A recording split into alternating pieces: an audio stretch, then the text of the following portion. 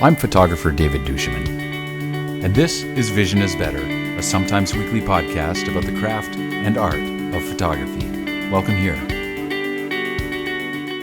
Hey, welcome to a special episode of Vision is Better. This will be what I hope will be the first in a couple of special episodes of Vision is Better that I'm calling After the Camera Live-ish, in support of a new product that I recently released called After the Camera, in which I discuss over the course of 20 videos, all bundled together, how I do my post-production and a concept that I call vision-driven workflow.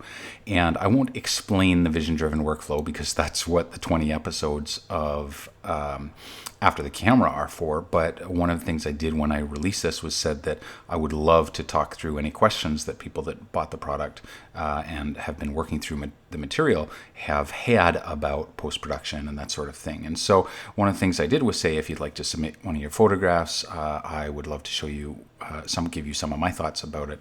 And so that is what I intend to do. So a couple of things. First of all, you're not going to see my face during these episodes. I'm going to try to bang them out as quickly as I can and keep them short. And so I'm going to just do screen capture. The second thing is that I am not going to go zooming in and out of palettes. I'm going to assume that between your knowledge of Lightroom and the fact that you are already working through the After the Camera material, that you understand and can take your cues from what I'm saying and what I'm showing you in the video. The purpose of this is a sort of overarching, here is what I would do, not here's how to use the clarity slider. So those are the couple of disclaimers. So this is an image by a gentleman named Rick Lohre that was kind enough to submit this to me. Rick, I hope I've pronounced your name correctly. This is a photograph made in Italy and is the kind of photograph that I've been taking for years, making portraits of strangers in fascinating places. So the first step in the vision-driven workflow is identifying intent, and that one's a little harder for me because, of course, this isn't my photograph, but one would assume that part of the intent here was to tell a story about this particular character and to focus in on some of the more visual aspects of that quirky character. For example, his kind of crazy flyaway hair and the spark in his eye and his cigar and the texture of his clothing and that sort of thing. So those are the things that I'm going to work on maximizing. The second step is minimizing distraction. So I'm going to say this straight away, Rick. I love the moment that you've captured. You've clearly kind of got an eye for character, and I think that's great. But there are some distractions in this photograph, and they are, to my eye at least, they are distractions that I don't think I could get rid of in post or even would try to. So that's kind of my disclaimer on this. In the background, you see these very strong geometric patterns, these two windows that kind of flank this gentleman's head, almost like kind of giant square Mickey Mouse ears. And those have a lot of visual mass, not only because they're brighter, they're still, as out of focus as they are, they're still relatively sharp geometric shapes, and they pull the eye with maybe not as much they don't have as much mass as this gentleman's face does, but they still compete. They are still part of the composition. And and I realize there's a lot that goes into making a photograph. You have to pay attention to a lot of stuff when you're making photographs of people. Certainly, that's very true. And on top of that, you're thinking about not wasting their time, and you don't want the moment to pass. But you got to pay attention to your backgrounds. And this background is particularly problematic for me. The other thing in the background that's difficult is this blue. So I would tackle that one of two ways. And again, this is purely for to answer the question, how would I process this image? The honest truth is I would go back and try to photograph this in a way that didn't have those distractions to begin with. So for example, and we'll get to Lightroom in a second, but this gentleman isn't that far from this background over here, which I actually quite like. The light is soft, it's not too sunny out, but if you put this gentleman, if you just tuck him a little bit into this doorway, assuming you could gesture with him with your hands, or you had a bit of Italian in your back pocket, or if you had some kind of rapport with this guy, if you tucked him in there, he would have still that soft lighting. There'd be a little bit of that chiaroscuro where the light fades off into shadow quite quickly, and it's a very classical Renaissance kind of portraiture lighting, and he would have a much better catch light in his eye. So if you're asking how I would make this photograph from beginning to end, I would start after the camera. I would start with the camera, and I would move this gentleman into a slightly, even if you couldn't get him into the church, you could get him so that that darker background of the interior of the church was his background and he was much more profiled instead of this really bright background here. So watch your backgrounds. So having said that, the second step of the vision-driven workflow is minimizing distractions. And I would minimize the distractions and maximize the mood all at the same time by going black and white with this photograph. Yes, there's some lovely colors in it. They complement each other well. There's earth tones, and there's nothing really that jumps out other than this crazy blue over here, which of course is easily taken care of even if you keep this in color. But I would go with black and white. The other thing that I would do is I would crop it. So I'm going to go to a 4:5 crop, having played around with this image already several times, and I'm going to make it a vertical so that this gentleman is much more, the verticality of this gentleman is much more prominent. You could, of course, you could keep this a black and white image that is horizontal, because black and white is where we're going. But because that white is so prominent in the background, I'm looking to minimize that. So that's the first thing I would do. Now I'm going to look at the histogram. Your histogram looks good. You've got lots of room on the right side for exposure. In fact, you could probably bump that a little, and none of your shadows are plunged. So you've got lots of leeway. The first thing I'm going to do with this, now that I have looked at the histogram, I don't have to correct anything per se, is I'm going to try to reassign the visual mass of this photograph and get rid of some of the lightness in the photograph. Actually, the first thing I'm going to do is I'm going to go to black and white, and I'm just going to make that change. So we will tweak that black and white in a minute. There are a couple ways that I could darken this background. I could vignette it if I wanted to, and that would be the way that I have done it in the past with the post-crop vignette tool over here in Effects, post-crop vignette, and just crank that down, change the midpoint. But that's a very heavy-handed tool. And it's not specific. It doesn't allow me to place the middle, the midpoint here. The midpoint, of course, is the middle of the photograph, and that's not where I want it. So I'm not going to use that tool. Instead, what I'm going to do is I'm going to use the radial filter, and I'm going to create a nice, soft, feathered selection around this gentleman. And remember with the radial tool that I've got this circle here, and everything, the changes that I am about to make are going to, by default, occur outside the circle, not inside the circle, which is a really weird default. So I'll show you what I mean. If I want to decrease the exposure, which I will in a minute, when I move that down, the interior of the circle remains unchanged. The exterior of the circle is what has changed. If I wanted to brighten his face, I would have to go to invert mask, or if I wanted to darken it, I would have to go to invert mask. So just remember that what you select, by default, it's the exterior of that circle that the change will be affecting. So that's almost irrelevant, because what I want to do here is darken the background a little bit. Or considerably. And I usually mess around with all of the sliders just to see exactly what I'm darkening.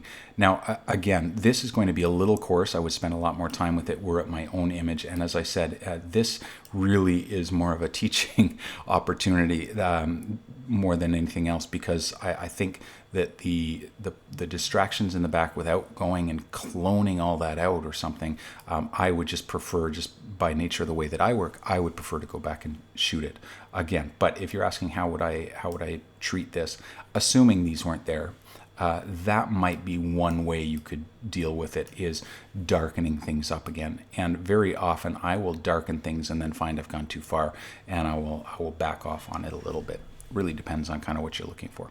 So play around with the clarity, see what that does. I kind of like, weirdly enough, I like adding a little clarity to out of focus darkened backgrounds like that. It just kind of, well, it gives localized contrast, and it makes it feel a little less weird than than the opposite, for example. So I like it. It's chunky, but this is an aesthetic decision. All right. So that would be the first thing that I would do. Next thing that I would do would be to create a new mask here, and I would just brighten up his eyes, because I think his eyes could stand some lightening. And again, you have to be very careful with this, that you don't go too far and give them kind of alien eyes. I'm going to push the highlights up because that will be what the catch lights, small as they are, that's what will change those. Duplicate that and bring it over here. And now if you hit the H key, you can hide it and give yourself a sense of whether you like that or not. So far, this is the before and after. Again, if what you're trying to do is focus in on this gentleman's face and the textures, this pushes the face in a little bit. I like to look at my images side by side, the before and after, because it gives me some way of comparing the two. And the first thing that I notice when I do that is that the contrast is relatively low. So I'm going to go to my tone curve and I'm going to give him a nice strong contrast. And then I'm going to go back up and bump the exposure just a little bit, bring the exposure back into his face. And then check out where you're losing some of these details. So if that's not important to you, keep it, or you could nudge the blacks up a little bit and nudge your shadows up a little bit. And then I'm going to give it some clarity because I like the texture, and usually when I do clarity, I bump the shadows even further so that it doesn't end up looking too grungy. Check this out. I'm losing some detail, but these are not details I'm too concerned about. The other thing that I'd like to do, I'm going to go back to my radial filter, and I'm going to just kind of concentrate on this guy's cigar, and I'm going to create a small dodge and burn point. And this is the thing I love about radial filters. I was talking to Martin Bailey on a podcast we recorded yesterday, and we both agreed that this radial filter has kind of, it's returned some of these old school darkroom techniques for dodge and burn rather than using the adjustment brush, which I used to do. This has made things much quicker, but also kind of created I dodge and burn in zones rather than with broad brush strokes now. So what I'm going to do is just bump the clarity on this, and the contrast I'm going to play with and see what kind of change that makes. All right. Okay. Now, I told you I was going to go back to the black and white conversion, which I am, and I'm going to just make sure that there's not something that tool can offer me in terms of playing around with his skin tones and other parts of the scene. I like black and white conversions, and using this mix is important because the key to a great black and white photograph is the tonal contrast, and sometimes this can give me some tweaks in areas that I wasn't expecting. So I just go through the image and I play with it. Notice that if you push these things too far, they start to look really, really nasty, especially on skin tone. So I'm very careful about what I do with black and white conversion sliders, pushing things too far. You can strip out color information. So from beginning to end, this, of course, not including the crop, this is the beginning of the photograph and this is the end of the photograph. And now I would, as I've done in other photographs in the series, I would go to my detail panel. Let's get rid of that. And I would do some sharpening, holding down the Option key, moving the masking. I will selectively sharpen this. So I'm not sharpening everything because you've gone to some length to, for example, to keep this background blurry. Why you would want to then sharpen those contours, I'm not sure. So hold down the Option key while you move this masking slider, and as long as there is some sharpening set, it will show you exactly what is being sharpened. The white contours are what are being sharpened. The black is what is not being sharpened. The image is not that noisy, so at this point, unless I knew what my output was, I would not apply any further noise reduction than what sort of these defaults have given me. So that's the broad strokes. You could dodge and burn on the hat a little bit if you wanted. You could, if you wanted to be much more heavy-handed, you could also darken the background with the post-crop vignette if you felt like it, or you could give a bit of a compromise, do a little bit of the post-crop vignette and a little bit with the radial filter. It really depends kind of on the look. I think this is too heavy-handed. I think he looks, especially in the thumbnail, I like thumbnails because they give me a sense of the whole image better than staring at a big image. The bigger this image is in front of me, the less able I will be to see things like balance and things like bright faces. So I would actually I would dial this back down a little bit. I don't generally tend towards photographs that are unnaturally lit, unless in fact they are artificially lit. Even then, I try to replicate natural lighting. One last thing, because it's bothering me, I want to get rid of this peaking highlight, so I'm going to go here to my curve and just pull the blacks up just enough so that if and when I print this, and I do print my work, I would not have blocky blacks, and the printer would not be printing areas of solid black on top of the paper. A good print, you would never have areas of solid white from the paper showing through, and you would never have areas of solid ink coverage so much that it starts to block up. So keeping your histogram, even if the sunlight was poking through, and normally that this would be peaked, I would still go back through my histogram, my tone curve, and tweak my histogram just like that. And then lastly, if you wanted to, I like to see what my work looks like against white, so I would bring it here. And the reason I do that, you could do one of two things. You can either go to the print module and look at it, or you can go back to the develop module and just choose white as a background color. And the reason I do that is because often when I print, I realize, no, things are still, even though I calibrate my monitor, things are still too dark. So now I will go and I will just kind of tweak this a little bit and give myself the best chance at the best possible print. And in this case, I think making a little bit of a tweak is helpful to the overall look of the photograph. Anyway, Rick, thank you so much for submitting your photograph to me for consideration.